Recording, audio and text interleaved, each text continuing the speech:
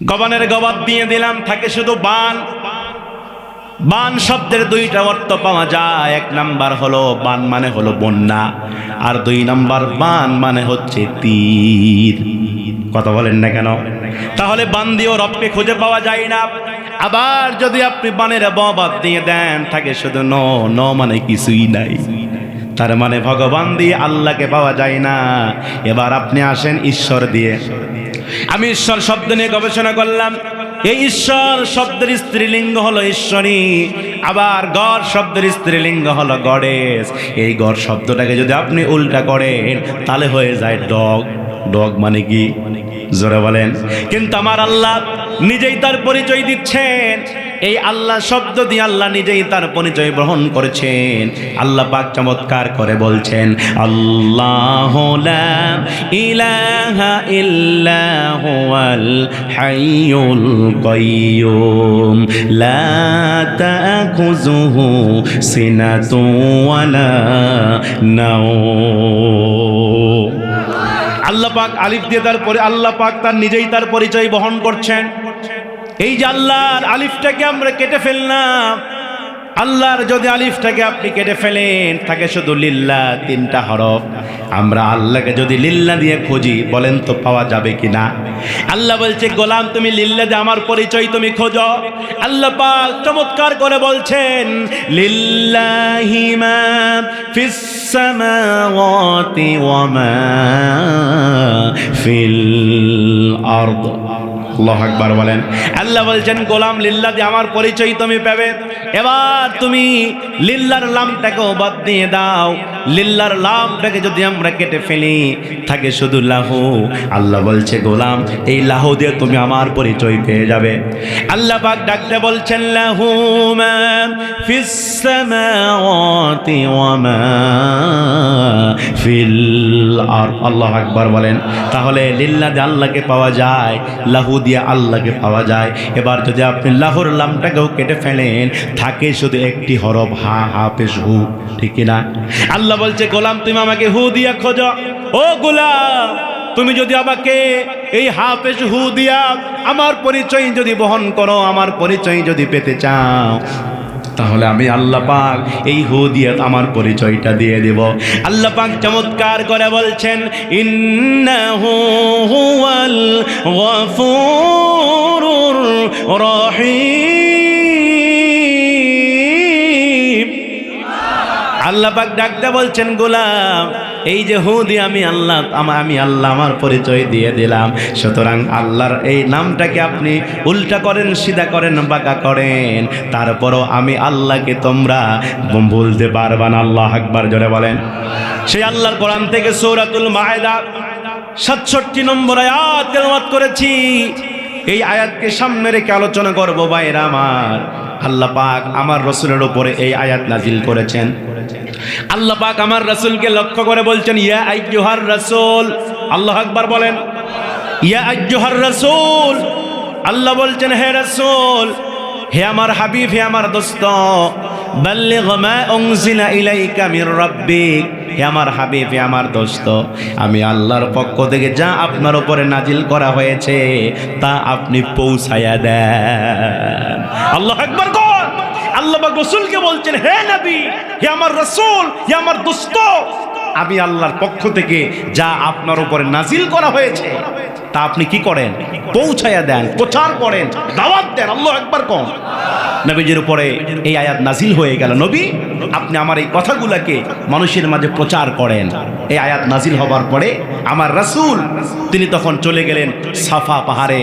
সাফা পাহাড়ে উঠে আল্লাহ রাসূল তার কওমের লোকদেরকে, তার জাতির লোকদেরকে ডাকছেন, ইয়া সাবাহা, ইয়া সাবাহা, প্রত্যুষে সমবেত হয়ে যাও। এইভাবে আল্লাহ রাসূল তার জাতির লোককে এক জায়গায় করলেন, তার জাতির লোকের এক জায়গায় হলেন।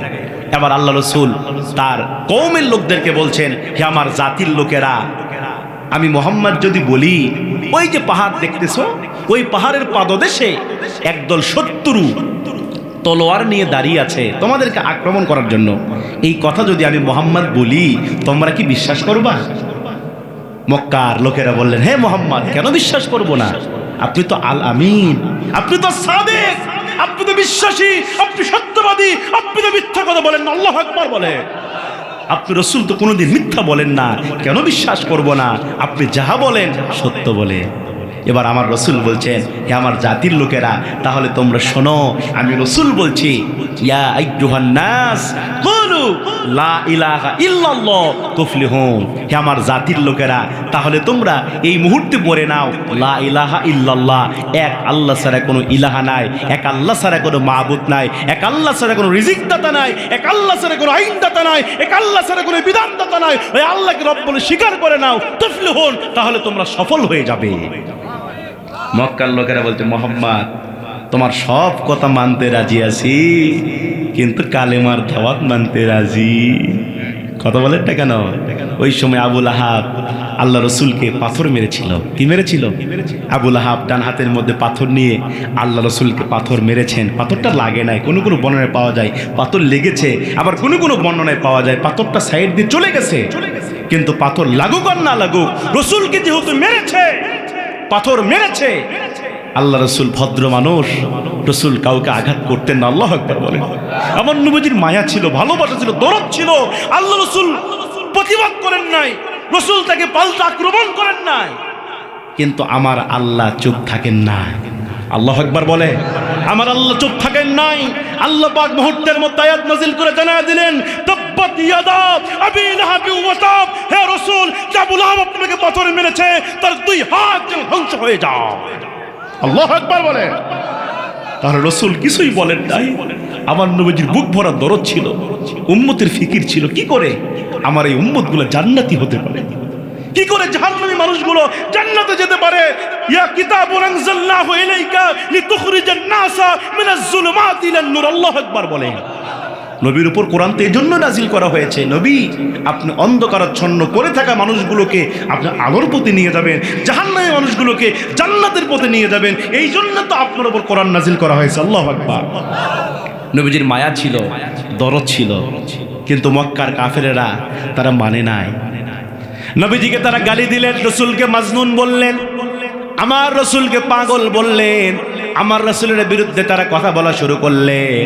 আল্লাহ রসুলকে তার চরিত্র নিয়ে বাজে মন্তব্য করেছে। আল্লাহ রসুলের চরিত্র নিয়ে বাজে মন্তব্য করলো। তার নাম ছিল ওয়ালিদ ইবনে মুগিরা। তাফসীরে জালালাইনের মধ্যে পাওয়া যায়, তিনি যখন আল্লাহ রসুলকে গালি দিলেন, আমার নবী রাত্রির বেলায় ঘুমাইতে পারে না।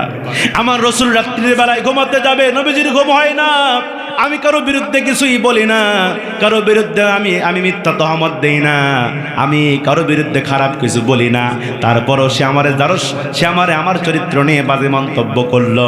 রসুল যখন ঘুমাইতে পারে না, রসুল যখন চিন্তিত হয়ে বললেন, আমার আল্লাহ পাক রব্বুল আলামিন মুহূর্তের ভিতরে হযরতে জিবরাইলের মাধ্যমে আমার নবীর উপরে আয়াত নাজিল করে জানায় দিলেন, উতুল্লিম বা'দা যালিকা জানি। আল্লাহ পাক আমার রসুলকে লক্ষ্য করে বলছেন, নবী, হে নবী, ওয়ালিদ ইবনে মুগিরা আপনাকে আপনার চরিত্র নিয়ে বাজে মন্তব্য করেছে। হে নবী, আসলে প্রকৃতপক্ষে হলো ওই ওয়ালিদ বিন মুগিরা হলো জারর সন্তান। আল্লাহু আকবার বলে। তাহলে আমার নবীজি কিছুই বলেন নাই, কিন্তু আল্লাহ চুপ থাকে। আল্লাহ আমার রসুলের উপরে আয়াত নাজিল করে জানা দিলেন, সে হলো জারর সন্তান, অবৈধ মায়ের অবৈধ জারর সন্তান। এই আয়াত যখন নবীজির উপর নাজিল হয়ে গেল, এই আয়াত যখন প্রচার হয়ে গেল, একখান দোকান হতে হতে ওয়ালিদ বিন মুগিরার কানে এই খবরটা পৌঁছে গেল। ওয়ালিদ বিন মুগিরার কানে যখন খবর পৌঁছে গেল সে নাকি জারর সন্তান, এই খবর পৌঁছার পর ওয়ালিদ বিন মুগিরা রাগান্বিত হয়ে গেল। হাতের মধ্যে নাঙ্গা তলোয়ার নিলেন, নাঙ্গা তলোয়ার নিয়ে বিশ্বনবীকে মারার জন্য যাইতেছে, আল্লাহ নবীকে হত্যা করার জন্য যাইতেছে। রাস্তায় ওয়ালিদ বিন মুগিরার সঙ্গে তার বন্ধুর দেখা হয়ে গেল। বন্ধু ডাক দিয়ে বলেন, ওয়ালিদ বিন মুগিরা রে, নাঙ্গা তলোয়ার নিয়া রাগান্বিত হয়ে তুমি কই যাইতেছ?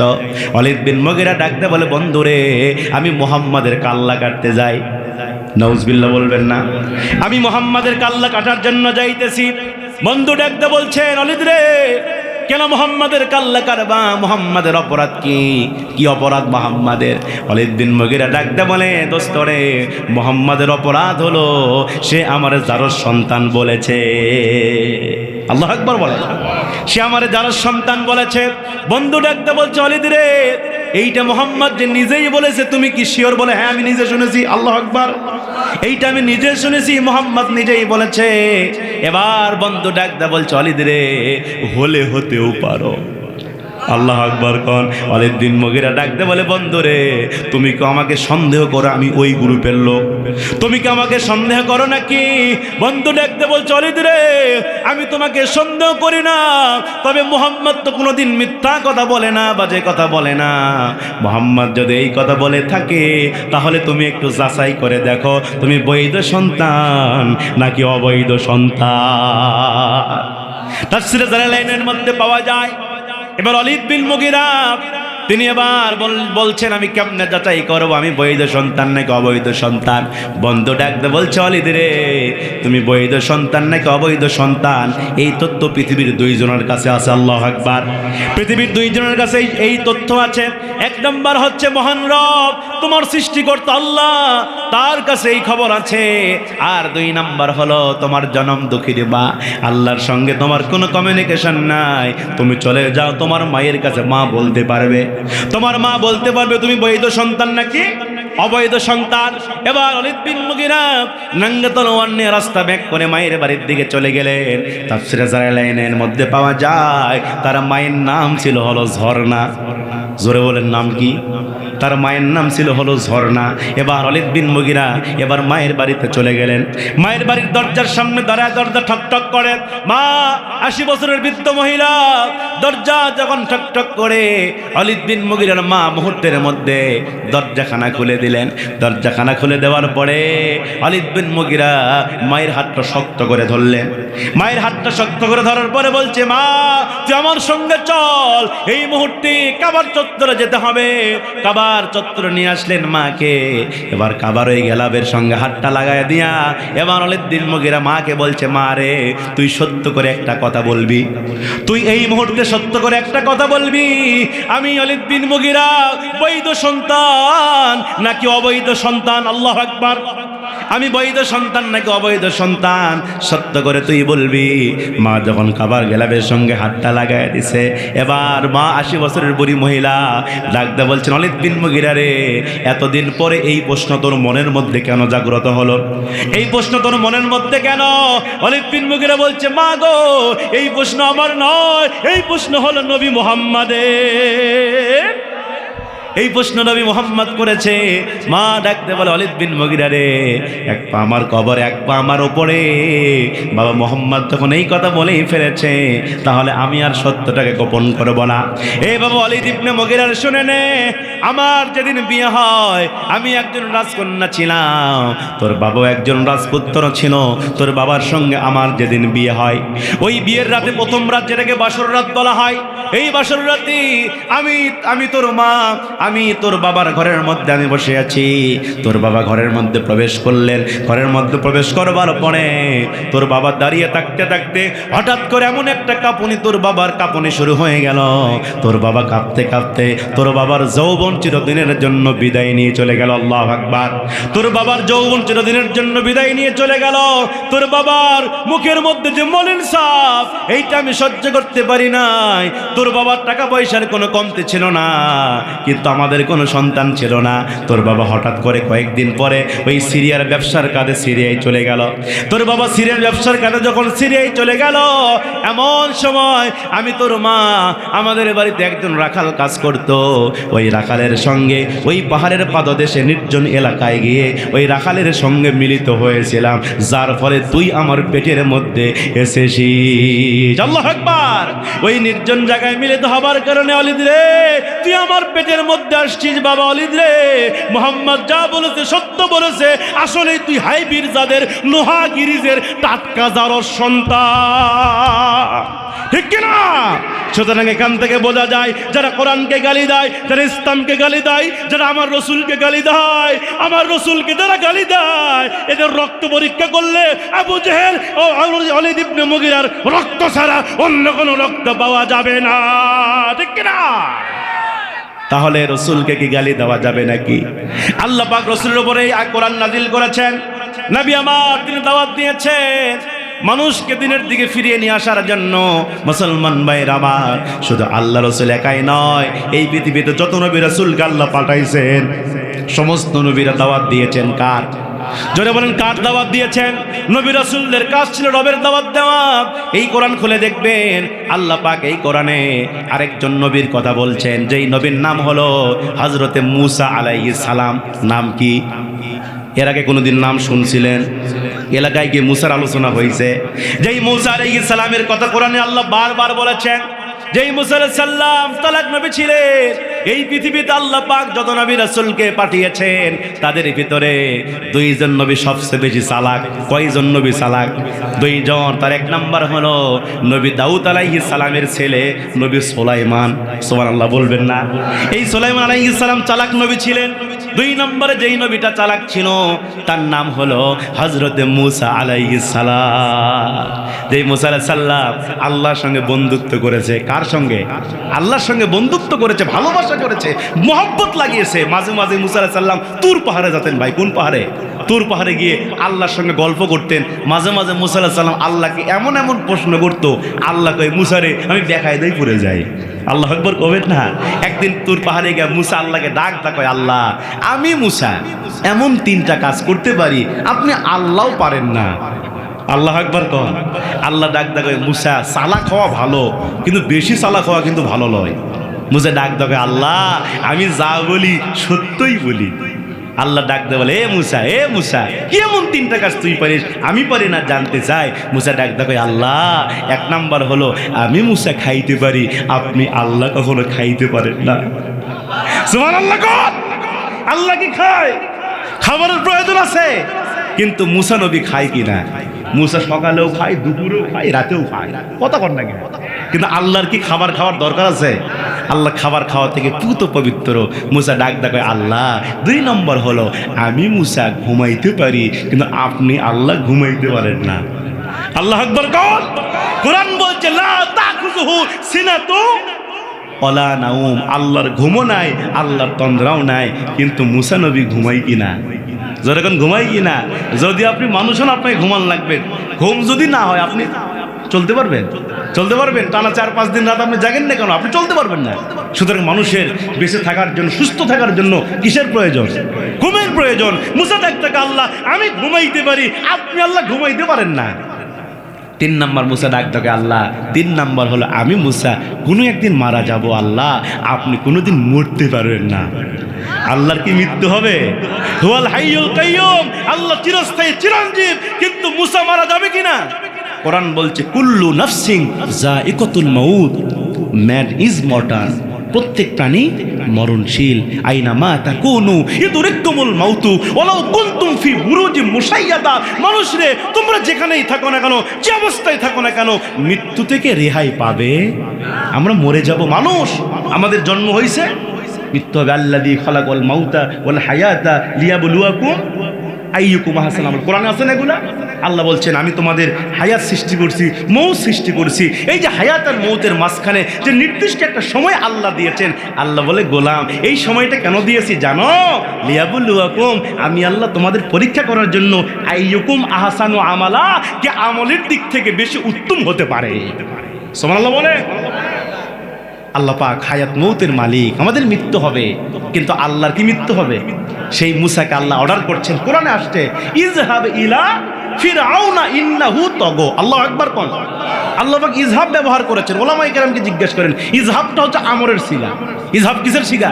আল্লাহ আদেশ করলেন মূসা যাও, ইযহাব মানে যাও, গো। ফিরআউনা, কার দিকে যাও? কথা বলা লাগবে ভাই, কার দিকে যাও? ফিরআউনা, ফেরাউনের দিকে যাও, ফেরাউনের কাছে যাও। কেন? ইন্নাহু তাগা, নিশ্চয় ফেরাউন তাগুত হয়ে গেছে। কি হয়ে গেছে ভাই? তাগুত, তাগুত কি? তাগুত কাকে বলে? তাগুতের ব্যাখ্যায় মুফাসসিরিনে কেরাম লিখেছেন, তাগুত বলা হয় ওই শক্তিকে যেই শক্তি নিজে ইসলাম মানে না, অন্যকে মানতে দেয় না। কথা বলেন না কেন? তাগুত বলা হয় ওই শক্তিকে যেই শক্তি নিজে কোরআন মানে না, অন্যকে মানতে দেয় না। তাগুত বলা ওই শক্তিকে যেই শক্তি নিজে ইসলাম মানে না, অন্যকে মানতে দেয় না। এইরকম তাগুতি শক্তি আমার বাংলার জমিনে ছিল কিনা? জনগণ ছিল কিনা? 17 বছর ধরে তারা নিজেরাও ইসলাম মানে নাই, যারা ইসলাম মানতে চেয়েছে তাদের হাতের মধ্যে হাত করা লাগায়া, কোমরে বেড়ি লাগায়া জেলের মধ্যে বছরের পর বছর বন্দী করেছে। কথা বলেন না কেন? কি অপরাধ ছিল সেই কোরআনের মুফাসসির, যে আলেম শহীদ আল্লামা জালাল হোসেন সাইদী, তিনি 50 বছর কোরআন বুকে নিয়ে সারা পৃথিবীতে কোরআনের তাফসীর করেছে। কি অপরাধ ছিল আল্লামা সাইদী, যিনি এই জমিনে যার ওয়াজ শুনে হাজার হাজার অমুসলিমরা কালেমা পড়ে মুসলমান হয়েছে। আল্লামা সাইদীর মাহফিলে হাজার হাজার নয়, লক্ষ লক্ষ মানুষের সমাগম হতো। আল্লামা সাইদী আল্লাহর কোরআনকে হাতে নিয়ে বলতেন, এই লক্ষ লক্ষ জনতা আমি সাইদীর আকর্ষণে আসে না, এই মানুষগুলো আসে আল্লাহর কোরআনের আকর্ষণে। কথা বলেন না কেন? যে আল্লামা সাইদীর কপালে মাঝে মাঝে কাবার ইমাম আব্দুর রহমান আস-সুদাইসি আল্লামা সাইদীর কপালে চুম্বন করত, আল্লাহু আকবার বলে। আল্লামা সাইদীকে তারা দুনিয়া থেকে বিদায় করেছে। কথা বলেন না কেন? কি অপরাধ ছিল তার? তিনি কি রাজাকার ছিলেন? তিনি কি ধর্ষণকারী ছিলেন? আল্লামা সাইদী বলেছেন, আল্লাহকে শপথ করে বলছি, যারা আমাকে বলছে আমি রাজাকার, আমি ধর্ষণকারী, এরা ব্যক্তি পরিচয়হীন অবৈধ সন্তান। কথা কোন ঠিক কিনা? আল্লামা সাইদী ধর্ষণকারী ছিলেন না, রাজাকার ছিলেন না, শুধুমাত্র আল্লাহর কোরআনের হক কথা বলার কারণে তাকে জেলের মধ্যে বন্দি করে 13 বছর জেলের মধ্যে আটকায়া ইনজেকশন পুশ করে আল্লামা সাইদীকে হত্যা করা হয়েছে। কথা বলেন না কেন? যারা আল্লামা সাইদীকে হত্যা করেছে তাদের বিচার বাংলার জমিনেই হবে। কথা কোন ঠিক কিনা? আল্লামা সাইদী আজ থেকে 13 বছর, 15 বছর, 16 বছর আগে এই বাংলার জমিনে যা বলে গিয়েছে, আজকে আমরা দেখেছি 2024 সালে তার প্রত্যেকটা কথা হুবহু মিলে গেছে। ঠিক কিনা বলেন? আল্লামা সাইদী বলে গিয়েছিলেন, এমন একটা সময় আসবে পালাবার জন্য ইঁদুরের গর্তও খুঁজে পাবা না। কথা বলেন না কেন? আল্লামা সাইদী বলেছিলেন, গাছের গোড়া থেকে এমন একটা ঝাঁকুনি দেওয়া হবে, মামু বাড়ি দিল্লি গিয়ে পড়বা, বাংলার জমিনে জায়গা হয় না। ঠিক কিনা? তারা দিল্লি গিয়ে পড়েছেন, আবার মাঝে মাঝেই বলে কাছে আসি, শর্ট করে ঢুকে দেবো। কথা বল না কে? এরকম মাঝে মাঝে কথা আমরা শুনি না, যে অমুক তারিখে আসবে, অমুক তারিখে আসবে, কাছেই আসে শর্ট করে ঢুকে যাব। আমরাও বলি কোনো সমস্যা নাই, আপনি আসেন। কথা কর না কে? আপনি আসেন, আপনি শর্ট করে ঢুকে যাবেন, আর আমরা বাঙালি ফট করে ধরে আয়না ঘরের মধ্যে ঢুকাইয়া দিব। ঠিক কিনা? নির্যাতন কি কম করেছে? এরা ছিল তাগুদি শক্তি। যেমন ফেরাউন নিজেকে খোদা দাবি করেছিল, আনা রব্বুকুমুল আল। আমি কি শেষ করে দিব ভাই? সময় তো শেষ ভাই, আছে আছে আর 20 মিনিট আছে ভাই। হ্যাঁ, খারাপ লাগতেছে? লিল্লাহে তাকবীর, লিল্লাহে তাকবীর। এখানে লোক আছে মাত্র 100, কিন্তু আওয়াজ হচ্ছে 2000 লোকের মতো। আল্লাহু আকবার কর। আমার খুব ভালো লাগতেছে, মাত্র কয়েকজন লোক, কিন্তু এটাই প্রমাণ করে ইসলাম বিজয়ের জন্য লোক বেশি থাকার দরকার নাই, ইসলাম বিজয়ের জন্য অল্প সংখ্যক লোকই যথেষ্ট। কতক্ষণ না কেন? ইতিহাস পড়ে দেখেন, বদরের যুদ্ধ মুসলমানদের সৈন্য মাত্র 313, কাফেরের 1000। প্রত্যেকটা যুদ্ধে মুসলমানদের সৈন্য কম, কিন্তু বিজয় পেয়েছেন কারা? মুসলমানেরা। সুতরাং যদি সাহাবীদের মতো ঈমান থাকে, বেশি লোক দরকার নাই। ঈমানদার যদি অল্প থাকে, অল্প ঈমানদার দিয়ে ইসলাম জমিন প্রতিষ্ঠা হবে। কথা বলেন ঠিক কি না? এবার আল্লাহ পাক মুসাকে ডাক দা বললেন, মুসা যাও, তুমি ফেরাউনকে দাওয়াত দাও, ফেরাউন তাগুত হয়ে গেছে, সীমা লঙ্ঘন করেছে। মুসা ডাক দাকে, আল্লাহ দাওয়াত তো দেবো ঠিক আছে, কিন্তু আল্লাহ আমার তো জিহ্বা তোতলা। মুসার সময় জিহ্বা কি ছিল? তোতলা ছিল। আর তোতলা হওয়ার কারণে রাগ কম হয় না বেশি হয়? দেখবেন আপনাদের এই এলাকার মধ্যে যেই ছেলেগুলো তোতলা, ওদের রাগ কিন্তু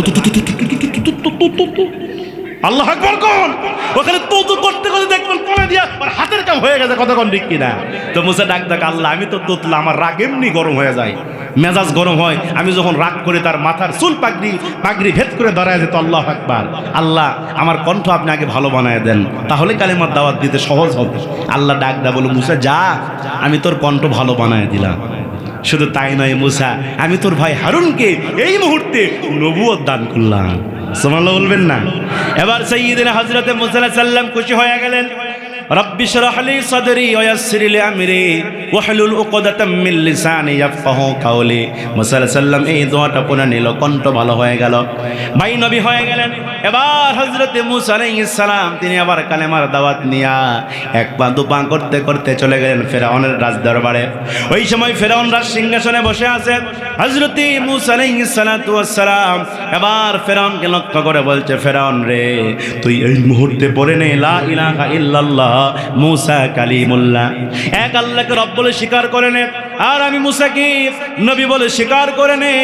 যদি আল্লাহর উপর ঈমান আনতে পারিস আর আমি মুসার উপর ঈমান আনতে পারিস, ফেরাউন রে, তোর মরতে দেরি হবে কিন্তু জান্নাতে যাইতে দেরি হবে না। এই মুহূর্তেই কালেমা তুই পড়ে নে। এই দাওয়াত যখন মুসা আলাইহিস সালাম ফেরাউনকে দেওয়া শুরু করলেন, এই দাওয়াত যখন ফেরাউনের কানে গেল, ফেরাউন ডাক দে বলে, মুসা রে, তুই আমারে কিসের দাওয়াত দেশ? এ মুসা, তুই আমারে কোন রবের দাওয়াত দেশ? ফাকাল আনা রাব্বুকুমুল আলা, আমি তো তোর খোদা, আমি তো তোর রব, তুই আমাকে রব বলে স্বীকার করে নে, আমাকে খোদা বলে স্বীকার করে নে, আমি তোর রব, আমি তোর প্রভু। মুসা ডাক দে বলছেন, কখনো নয়, আমার রব তুমি হতে পারো না, আমার রব হচ্ছেন একমাত্র আল্লাহ। আমার রবকে মুসা আলাইহিস সালাম বলছে, আমার রব হচ্ছে আল্লাহ, তুমি আমার রব হতে পারো না, তুমি একজন সৃষ্টি মাত্র, স্রষ্টা হচ্ছে আল্লাহ, আমার আল্লাহ হচ্ছে সৃষ্টিকারী, তুমি হচ্ছে মাখলুক, আমি তোমাকে রব মানতে পারবো না। এই কথা যখন মুসা আলাইহিস সালাম বলল, ফেরাউন রাগান্বিত হয়ে গেল। ফেরাউন রাগান্বিত হবার পরে ডাকতে বলে, মুসা রে, তুই যদি আমার রব না মানিস তাহলে এই মুহূর্তে আমি তোর হত্যা করে ফেলবো, নাউজুবিল্লাহ, এই মুহূর্তে আমি তোকে হত্যা করে ফেলবো, কতল করে ফেলবো। মুসা ডাকদা বলছেন, ফেরাউন রে, তুমি যত আমাকে মারার চেষ্টা করো না কেন, আমার রব আমারে বাঁচাইয়া দিবে, কারণ বাঁচানোর মালিককে, মারার মালিককে। আল্লাহ যদি কাউরে বাঁচাতে চায়, দুনিয়ার কোনো মানুষ তার পশম তুলতে পারবে নাকি? যেমন হযরত ইব্রাহিম আলাইহিস সালামের জীবনে পড়ে দেখবেন যে ইব্রাহিম আলাইহিস সালাম মিল্লাত আবিকুম ইব্রাহিম ওয়া সাম্মাকুমুল মুসলিমিন, আল্লাহু আকবার। যে ইব্রাহিম আলাইহিস সালাম ছিল আমাদের জাতির পিতা, এই ইব্রাহিম আলাইহিস সালামকে মারার জন্য ওই সময় কিন্তু নমরুদ বাহিনী কি করেছিল? আপনারা তাফসীর খুলে দেখবে, নমরুদ কিন্তু আগুন জ্বালিয়েছিল। আগুন প্রজ্বলিত করা হলো, হযরত ইব্রাহিম আলাইহিস সালামকে চোরে উঠায়া ওই আগুনের মধ্যে ফেলে দেওয়া হলো। ইব্রাহিম আলাইহিস সালাম যখন আগুনের মধ্যে পড়ে গেল, ওই সময় ফেরেশতা গিয়ে বলছে, আল্লাহর খলিল ইব্রাহিম, আপনি যদি চান আমরা ফেরেশতা আপনাকে সাহায্য করব, আমরা আপনার সাহায্য করে হয়ে যাব।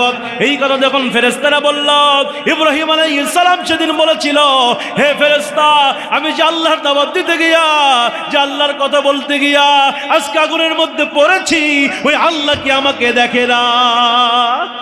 ওই আল্লাহ কি আসমান থেকে আমাকে দেখে না নাকি? এই কথা যখন ইব্রাহিম আলাইহিস সালাম বলল, আল্লাহ পাক মুহূর্তের মধ্যে ওই আগুনকে লক্ষ্য করে বললেন, কুলনা ইয়া নারুকুনি বারদাও ওয়া সালামান আলা ইব্রাহিম। আল্লাহু আকবার বলে আল্লাহ পাক আগুনকে লক্ষ্য করে বলছেন, আগুন তুমি ইব্রাহিমের জন্য শীতল হয়ে যাও, ইব্রাহিমের জন্য শান্তিদায়ক হয়ে যাও। তাফসীর প্রমাণ করে 1 নয় 2 নয় 3 নয়, প্রায় 40 দিন পর্যন্ত ইব্রাহিম আলাইহিস সালামকে আগুনের মধ্যে কে হেফাজত করছেন? একটা পশমও পুরাইতে পারে। সুতরাং এখান থেকে বোঝা যায়, আল্লাহ যদি কাউরে মারতে চায় তারে কেউ বাঁচাইতে পারে না, আর আল্লাহ যদি কাউরে বাঁচাইতে চায় তার পশমও তোলা যায়। কথা বলেন না কেন? এই ক্ষমতা কার হাতে? কার হাতে? আল্লাহর হাতে। এবার নবী হযরতে মুসা আলাইহিস সালাম ডাক দা বলছেন, হে ফেরাউন, তুমি যতই আমাকে মারার চেষ্টা করো না কেন, আমার আল্লাহ আমারে বাঁচাবে। ফেরাউন রাগান্বিত হয়ে গেল। সংক্ষিপ্ত আকারে বলছি, যেহেতু আমার সময় কম, তাফসীর ইবনে কাসির থেকে বলছি। এবার ফেরাউন রাগান্বিত হয়ে গেল, মুসা তোকে আমি আজকেই কতল করব। হাজার হাজার সৈন্যবাহিনী তৈরি করে এবার মুসা আলাইহিস সালামকে মারার জন্য তাকে আক্রমণ করা হলো। মুসা আলাইহিস সালাম তার যে উম্মত ছিল, ইমানদার উম্মত যারা ছিল, তাদেরকে এক জায়গায় করে মুসা আলাইহিস সালাম আল্লাহকে ডাক দা বলেন, আল্লাহ এখন আমরা কি করব? আল্লাহ কয়, মুসা তুই দৌড় মার। সুবহানাল্লাহ বলেন। আল্লাহ যখন কয় মুসা তুই দৌড় মার, মুসা উম্মতদেরকে নিয়ে দৌড় মারলেন। তাফসীর ইবনে কাসিরে পাওয়া যায় তিনি দৌড়াচ্ছেন, দৌড়াইতে দৌড়াইতে দৌড়াইতে দৌড়াইতে এমন একটা জায়গায় গিয়ে মুসা আলাইহিস সালাম থেমে গেলেন, যেখানে ছিলেন মহাসমুদ্র লোহিত সাগর। কোন সাগর? বিশাল সাগর মুসা আলাইহিস সালামের সামনে। তারা থেমে গেলেন। ডান দিকে তাকায় দেখে ফেরাউন বাহিনী আসতেছে, বাম দিকে তাকায় দেখে ফেরাউন বাহিনী আসতেছে, পিছন দিকে তাকায় দেখে ফেরাউন আসতেছে। আর সামনে কি? সাগর, মহাসাগর, লোহিত সাগর। ডান দিকে গেলেও ধরা খাবে, বাম দিকে গেলেও ধরা খাবে, পিছনে গেলেও ধরা খাবে, আর সামনে গেলে পানিতে ডুবে মরে যাবে। তাহলে বিপদ কয় দিক থেকে? চতুর্দিক থেকে বিপদ। কোন দিকে যাবে? এই অবস্থায় যখন তারা পড়ে গেলেন, এবার মুসা আলাইহিস সালাম উম্মত যারা ছিল এরা ডাক দিয়ে বলছেন, হে আমাদের পয়গম্বর মুসা, আজকে বুঝি আমরা ধরা পড়েই গেলাম, আজকে বুঝি আমরা ধরা পড়েই গেলাম, কোন দিকে পলায়ন করব? মুসা আলাইহিস সালাম সেদিন উম্মতকে বলেছিল, উম্মতেরা তোমরা টেনশন করো না, চিন্তা করো না, আমাদের সাথে আল্লাহ আছে। আল্লাহু আকবার বলেন। কেমন ঈমান ছিল নবীদের? চতুর সাইডে বিপদ, নিশ্চিত সামনে মৃত্যু, তারপরে বলছে আমাদের সাথে কি আছে? এটা হচ্ছে নবীদের ঈমান। আল্লাহু আকবার। এটা নবীদের ঈমান। নবীদের ঈমান এমনই হয়। এই জন্য কোন মুহাদ্দিসিন কিরাম ব্যাখ্যা করেছেন, এই পৃথিবীতে ঈমান হচ্ছে তিন ধরনের। ঈমান কয় ধরনের ভাই? এক নাম্বার হচ্ছে নবীদের ঈমান। এক নাম্বার কাদের ঈমান? নবীদের ঈমান। দুই নাম্বার ফেরেশতাদের ঈমান। দুই নাম্বার ফেরেশতাদের ঈমান। তিন নাম্বার উম্মতের ঈমান। তিন নাম্বার কি? নবীদের ঈমান। কখনো কমে না, শুধু বাড়তেই থাকে। সুবহানাল্লাহ বলবেন না? নবীদের ঈমান শুধু বাড়তেই থাকে। নবীরা যত বিপদে পড়ে তত নবীদের ঈমান বেড়ে যায়। যেমন হযরতে ইউনূস আলাইহিস সালামের জীবনী পড়ে দেখেন, যে ইউনূস আলাইহিস সালামকে যখন তার জাতির লোকেরা নৌকা থেকে সমুদ্রে ফেলে দিল, ইউনূস আলাইহিস সালামকে একটা মাছ গিলে ফেললো, ওই মাছটাকে আরেকটা মাছ গিলে ফেললো। দুইটা মাছের পেটে হযরতে ইউনূস আলাইহিস সালাম, দুইটা মাছের পেটে যাওয়ার পরেও ইউনূস আলাইহিস সালামকে রবকে ভুলেছিলেন। তিনি ওই সময় রবের কাছে একটা দোয়া করলেন, ইস্তিগফার করলেন। সেই দোয়াটা কোরআনে আছে না নাই? তিনি দোয়া করছেন, লা ইলাহা ইল্লা আনতা সুবহানাকা ইন্নী কুনতু মিনাজ জালিমিন। তিনি যখন ইস্তিগফার বারবার করতে লাগলেন, এই দোয়া যখন বারবার করতে লাগলেন, আমার আল্লাহ ওই দুইটা মাছের পেটে, কেউ বলছে 40 দিন, আবার কেউ বলছে 41 দিন পর্যন্ত আল্লাহ পাক ইউনূস আলাইহিস সালামকে ওই মাছের পেটের মধ্যে হেফাজত করেছে। এটা নবীদের ঈমান। তাদের ঈমান কখনো কমে না, শুধু কি হয়? বাড়তেই থাকে। আর দুই নম্বর ফেরেশতাদের ঈমান। এদের ঈমান বাড়েও না, কমেও না। আল্লাহু আকবার বল। ফেরেশতাদের ঈমান বাড়েও না, কমেও না, বরাবর থাকে। আর তিন নাম্বার উম্মতের ঈমান। কাদের ঈমান? আমাদের ঈমান। মাঝে মাঝে বাড়ে, মাঝে মাঝে এই যে এখন ওয়াজ শুনতে দিন, ওরে বাবা সেই ঈমান বাড়িচ্ছে, কথা হয় না কেন? এখনই মনে খায় ফেল দিবে সেই ঈমান। হুজুর এখনই যাওয়া লাগবে, কালকে যদি হুজুর চলেন ইসলাম প্রতিষ্ঠা করতে হবে, রাজপথে আন্দোলন করতে হবে, হুজুর আমার 3টা সোল আছে। হুজুর কয়টা সোল? 3টা সোল আছে, আমি মরে গেলে এই সোলে খিলাবে কে? কথা হয় না কেন? আছে না নাই? তাহলে মুয়াজ মাহফিল আসলে ঈমান বাড়ে, মাদ্রাসায় গেলে ঈমান বাড়ে, মসজিদে গেলে ঈমান বাড়ে। যে লোক মসজিদে গিয়া ঈমান বাড়তেছে, আবার নামাজ পড়ে জমিতে যখন আলকাত বাজায়, আল চিকুন করতে করতে ফুলসিরাতে রাস্তা তৈরি করে। কথা কয় না? আছে না নাই? আছে না নাই? এই হচ্ছে ঈমানের অবস্থা। তার মানে উম্মতের ঈমান কখনো বাড়ে, আবার কখনো কমে। কিন্তু নবীদের ঈমান কমে না বাড়ে? সময় নাই বাড়ি, কি কম, বহু আজ আছে। নারে তাকবীর। চাচা হচ্ছে ঘড়ি খুলো তো। মুসলমান ভাইরা গভীর মনোযোগ দিয়ে শুনবেন। এবার সাইয়্যিদের হযরতে মূসা আলাইহিস সালাতু ওয়াস সালাম ডাক দিয়ে বলেন, উম্মতেরা রে, টেনশন করো না, চিন্তা করো না, আমাদের সাথে আল্লাহ আছে। ওই আল্লাহ রব্বুল আলামিন আসমান থেকে সাহায্য নাজিল করবে। উম্মতদেরকে মূসা আলাইহিস সালাম সান্ত্বনা দিচ্ছে আর বলছে, হতাশ হয়ো না, আল্লাহ আছে, আল্লাহ সাহায্য করবে, আল্লাহ আসমান থেকে সাহায্যকারী হয়ে যাবে। এবার হযরতে মূসা আলাইহিস সালাম তিনি আবার দুইটা হাত তিনি আকাশের দিকে উড্ডয়ন করলেন। আল্লাহু আকবার। হযরতে মূসা আলাইহিস সালাম দুইটা হাত আকাশের দিকে বাড়ায় দিচ্ছে আর বলছে, আল্লাহ আপনি আসমান থেকে সাহায্য নাজিল করেন, আপনি জানা সাহায্য করার মতো কেউ নাই। আজকে আমরা বিপদের মধ্যে পড়ে গেছি, চতুর সাইড আমাদের জন্য বিপদ। ডান দিকে গেলে ফেরাউন বাহিনী ধরে ফেলবে, বাম দিকে গেলে ফেরাউন বাহিনী ধরে ফেলবে, পিছন দিকে গেলে ফেরাউন ধরে ফেলবে, আর সামনে লোহিত সাগর। আল্লাহ আজকে আমরা কোথায় পালাবো? আপনি ছাড়া সাহায্য করার মতো কেউ নাই। আপনি আসমান থেকে সাহায্য নাজিল করেন। এই দোয়া যখন মুসা আলাইহিস সালাম আল্লাহর কাছে করতেছিল, আল্লাহ ডাকতে বলছে, মুসা রে, তোর হাতের মধ্যে এটা কি দেখা যায়? মুসা ডাক দেখায়, আল্লাহ আমার হাতের মধ্যে আছে হলো আসা। আসা মানে কি? আরো আসতে কোন, আরো জোরে কোন। আসা মানে হচ্ছে লাঠি। আল্লাহ ডাকতে বলছেন, মুসা রে, তোর হাতে যে লাঠি আছে ওই লাঠি দিয়ে তুই কি করিস? আল্লাহু আকবার কোন। না না, সেটা পরে। তাফসীর ইবনে কাসিরের বর্ণনা, হযরতে মুসা আলাইহিস সালামকে আমার আল্লাহ ডাকতে বলছে, রে মুসা, তোর হাতে যে লাঠি আছে ওই লাঠি দিয়ে তুই কি করিস? মুসা আলাইহিস সালাম মুহূর্তের মধ্যে বলছে, আল্লাহ আমার হাতের মধ্যে যে লাঠি আছে ওই লাঠি দিয়ে আমি মুসা দুইটা কাজ করি। কয়টা কাজ করে? মুসা আলাইহিস সালাম লাঠি দিয়ে দুইটা কাজ করে। আল্লাহ পাক জিজ্ঞাসা করলেন, মুসা কি দুইটা কাজ করে জানতে চায়? মুসা ডাক দেখায়, আল্লাহ এক নম্বরে হলো এই লাঠি দিয়ে আমি মুসা প্রত্যেকদিন বকরির জন্য পাতা পারি। সুবহানাল্লাহ কবেন না? কি পারে? কিরে, এত বড় একজন নবী হইয়া বকরির জন্য পাতা পারে। এবার আপনারা বলেন তো, বকরির জন্য পাতা কে পারে? যার বাড়িতে বকরি থাকে। কথা কন না কেন? যার বাড়িতে বকরি হবে সে বকরির পাতা পারে। তার মানে বোঝা গেল মুসা ছিল বকরির রাখাল। এবার আপনারা বলেন তো, নবীরা কি শুধু নবী ছিলেন না সমাজের নেতা ছিলেন? কথা কন না কেন? নবীরা কি ছিলেন?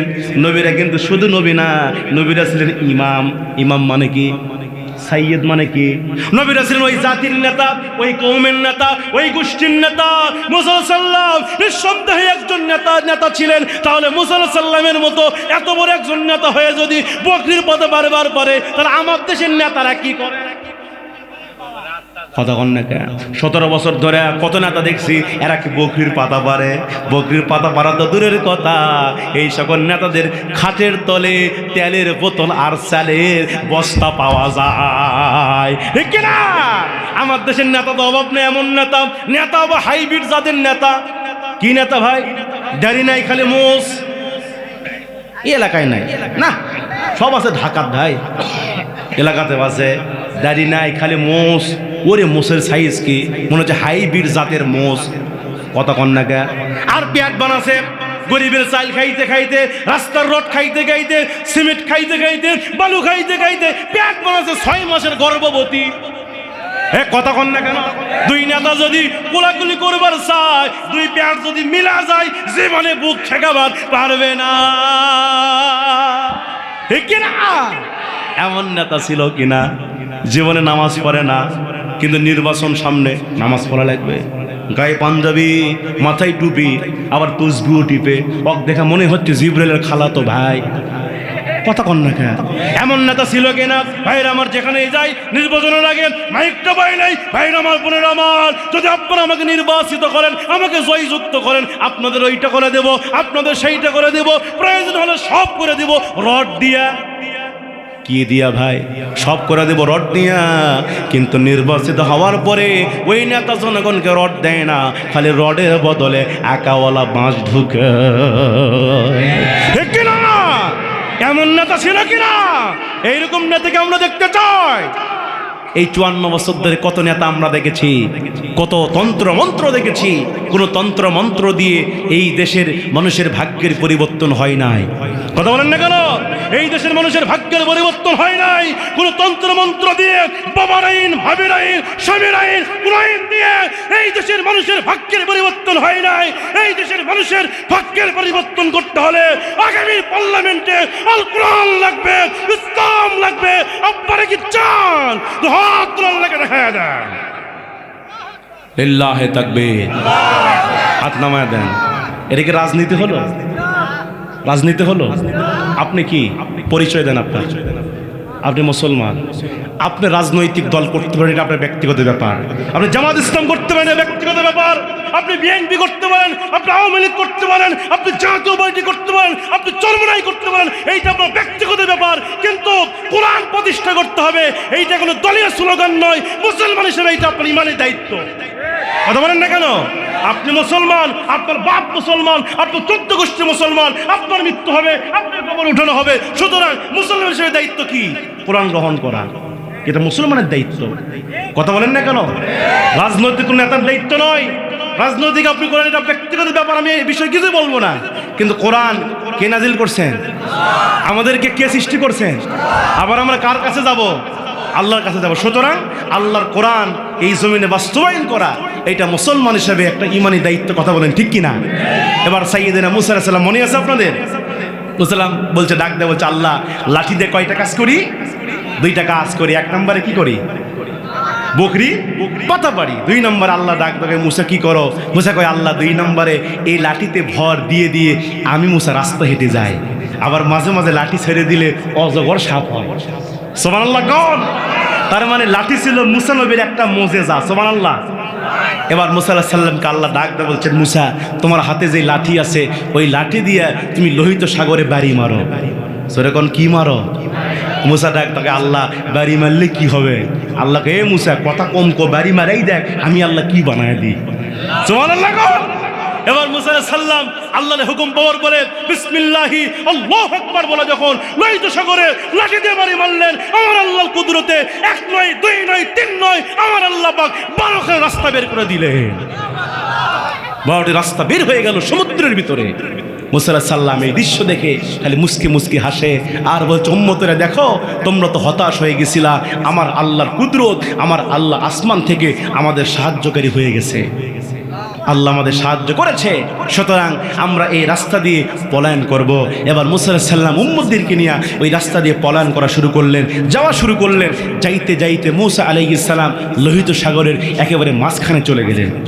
এমন সময় ফেরাউনের যারা অনুসারী ছিল এরা ডাক দিয়ে বলছেন, খোদা ফেরাউন এত সুন্দর রাস্তা কে বানালো? ফেরাউন কাছে আমি বানাছি। নাউজুবিল্লাহ কবেন না? ফেরাউন কাছে আমি বানাছি। উম্মতেরা ছিল খুব চালাক, ডাক দাকে, ফেরাউন খোদা আপনার এত পাওয়ার, আপনার এত ক্ষমতা, এই লোহিত সাগরের মধ্যে এতগুলো রাস্তা আপনি বানাইছেন, আপনার যদি এত পাওয়ার হয়ে থাকে, এত ক্ষমতা হয়ে থাকে, তাহলে উদ্বোধন কিন্তু আপনাকে করা লাগবে। আপনি যাবেন আগে আগে, আমরা উম্মতেরা যাব পেছনে পেছনে। এবার ফেরাউন পড়ছে বেকায়দায়, বেকায়দার মধ্যে পড়ে মনে মনে চিন্তা করলো 2টা। চিন্তা করলো 2টা। সেরকম কয়টা? তাফসীর ইবনে কাসিরে পাওয়া যায় মনে মনে চিন্তা করলো 2টা। 1 নম্বর চিন্তা করলো, যদি এই রাস্তা দিয়ে রওনা করি আর সমুদ্রের মাঝখানে গিয়ে যদি 2 ধারের পানি যদি এক হয়ে যায়, আমি ফেরাউন শেষ। কথা বল না কেন?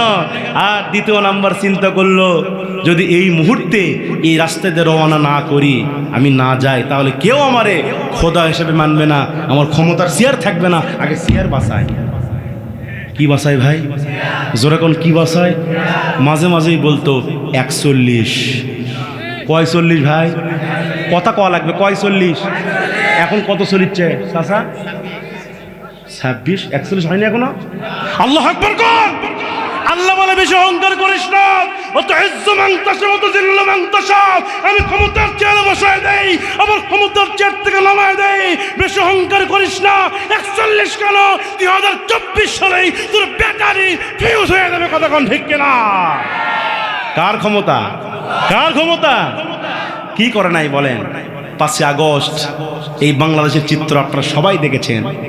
5 August long march to Dhaka, বাংলাদেশের হাজার হাজার লক্ষ লক্ষ ছাত্র ঢাকায় চলে গেলেন, রাজপথে আন্দোলন শুরু হয়ে গেল। মনে হয়েছিল উহুদের ময়দান কায়েম হয়ে গেছে। আল্লাহু আকবার বলেন। কত লাশ পড়তেছে, কত লাশ পড়তেছে। আবু সাঈদের মতো যুবক গুলির সামনে দাঁড়ালেন, এক এক করে 4টি গুলি মেরে আবু সাঈদের বুক ঝাঁঝরা করে দেওয়া হলো। কিন্তু আবু সাঈদরা বাতিলের কাছে মাথা নত করে নাই। কথা বলেন না কেন? হাজার হাজার ছাত্র চলে গেলেন ঢাকার রাজপথে, আন্দোলন শুরু হয়ে গেল। এই ফাঁসিবাদী সরকার সেনাপ্রধানদেরকে চাপ প্রয়োগ করলেন, বললেন ছাত্রদের বুকে গুলি মারো, বুলেট মারো, গুলি মেরে বুক ঝাঁঝরা করে দাও, রক্তের বন্যা বয়ে দাও, তারপর আমাকে ক্ষমতার চেয়ারে থাকতে হবে। কথা বলেন না কেন? ক্ষমতার চেয়ারে থাকতে হবে। ওই সময় সেনাপ্রধান বলেছিলেন, কয়জনকে গুলি মারবো? 1 জন যুবককে গুলি মারলে 10 জন যুবক গুলির সামনে বুক পেতে দেয়। আল্লাহু আকবার বলেন। আমরা কয়জনকে মারবো? একজনকে মারলে দুইজন চলে আসে, দুইজনকে মারলে 20 জন সামনে আসে। গুলি মারতে মারতে আমাদের গুলি শেষ হয়ে যাবে, বুলেট শেষ হয়ে যাবে, কিন্তু ছাত্র জনতার আন্দোলন থেমে যাবে না। আল্লাহু আকবার। সুতরাং আপনি পদত্যাগ করেন। কি করেন? পদত্যাগ করেন। সেদিন ফ্যাসিবাদী সরকার বলেছিল আমাকে 2 দিন সময় দেন। কয়দিন ভাই? সেরকম কয়দিন? আমাকে 2 দিন সময় দেন, আমি একটু চিন্তা করে দেখি, ভেবে চিন্তে দেখি কি করা যায়। সেনাপ্রধান সেদিন বলেছিল আপনাকে 2 দিন কেন, আপনাকে সময় দিলাম মাত্র 45 মিনিট। কয় মিনিট? জোরে কোন কয় মিনিট? আপনাকে সময় দিলাম 45 মিনিট।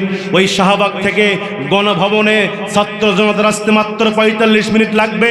যদি এর ভিতরে আপনি দেশ ছাড়তে পারেন আপনার জীবনটা বাঁচবে, আর যদি দেশ ছাড়তে না পারেন আপনার হাড্ডি পর্যন্ত খুঁজে পাওয়া যাবে না। ঠিক কিনা ধরে বলেন?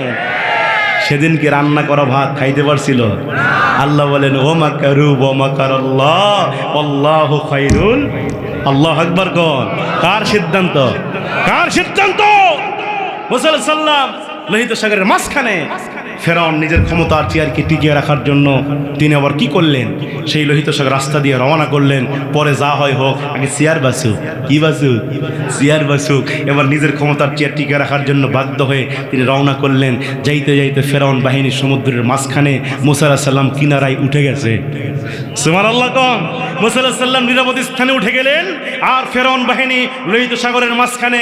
আল্লাহ ডাক কয় জিবরাইল এবার তুমি তোমার খেলা শুরু করে দাও। জিবরাইল ডাক ডাকে আল্লাহ জীবনে বহু খেলছি, আগে খেলছি কোয়ার্টার ফাইনাল, আগে খেলছি সেমিফাইনাল, আজকে হবে ফাইনাল খেলা। তার মানে খেলা হবে। যখন খেলা হবে এবার হযরত জিবরাইল ফেরাউনের সঙ্গে খেলতে গিয়া 2 ধারে পানি দিয়ে খালি সাঁটা মারে। তখন কি মারে ভাই? খালি সাঁটা মারে। যখন পানি দিয়ে যখন সাঁটা মারে, ফেরাউনের নাকের মধ্যে পানি, মুখের মধ্যে পানি।